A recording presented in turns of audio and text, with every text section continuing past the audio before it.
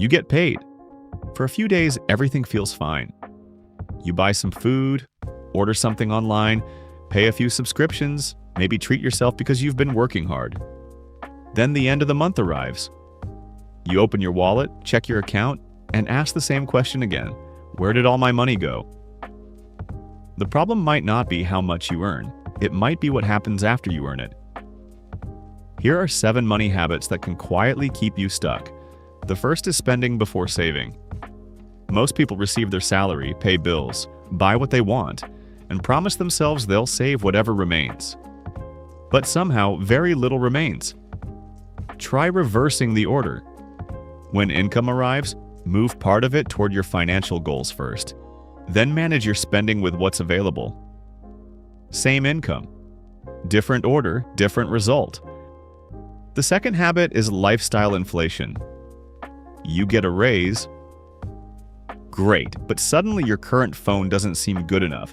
You upgrade your clothes, your apartment gets more expensive, you eat out more often, your income went up, but so did everything else. If every raise immediately becomes a lifestyle upgrade, earning more won't necessarily make you wealthier. When your income grows, consider letting your savings rate grow too. The third habit is impulse buying. You weren't thinking about buying anything. Then you saw it. Limited offer, big discount. One tap away. And suddenly spending money feels like saving money. The excitement may last a few minutes. The expense lasts much longer. Try waiting before making non-essential purchases. Give yourself 24 hours. You might be surprised how many things you desperately wanted yesterday don't matter today. Habit number 4 is expensive debt. Debt makes something expensive feel affordable because you don't experience the full cost immediately, but the bill eventually arrives.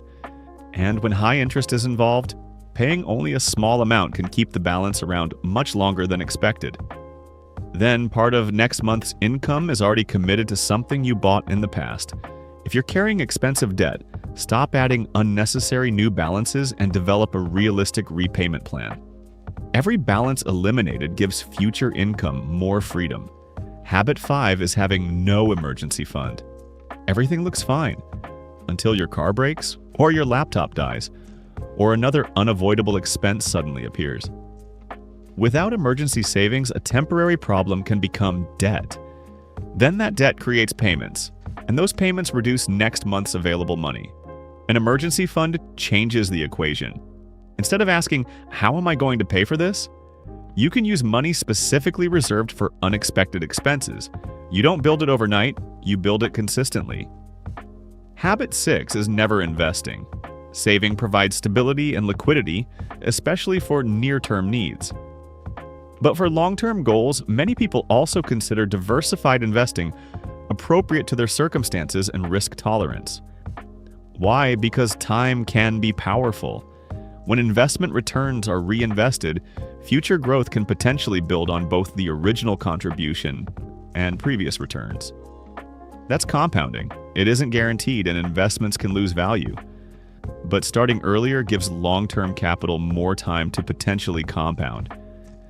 You don't necessarily need to begin with a huge amount. You need an approach you understand, can afford, and can sustain. And then there's habit number 7, never increasing your income. Cutting unnecessary spending matters, but there's a limit. You can cancel subscriptions, you can reduce impulse purchases, you can optimize your budget. Eventually, however, you reach expenses that you actually need. Income is the other side of the equation. Learn valuable skills. Become better at solving difficult problems. Negotiate when appropriate. Pursue better opportunities. Build something useful. Your goal isn't simply to spend less forever. It's to increase the gap between what you earn and what you consume. And then use that gap intentionally. Save before spending. Control lifestyle inflation. Delay impulse purchases. Eliminate expensive debt. Build emergency savings. Invest appropriately for long-term goals and keep increasing your ability to create value. None of these habits will transform your finances tomorrow. That's exactly the point. Wealth is usually built through repeated decisions that look boring in the moment. One payday, one purchase, one contribution, one new skill, 1 month at a time. Your salary matters, but what you repeatedly do with that salary matters too. Change the habits, and you begin changing the direction of your financial life.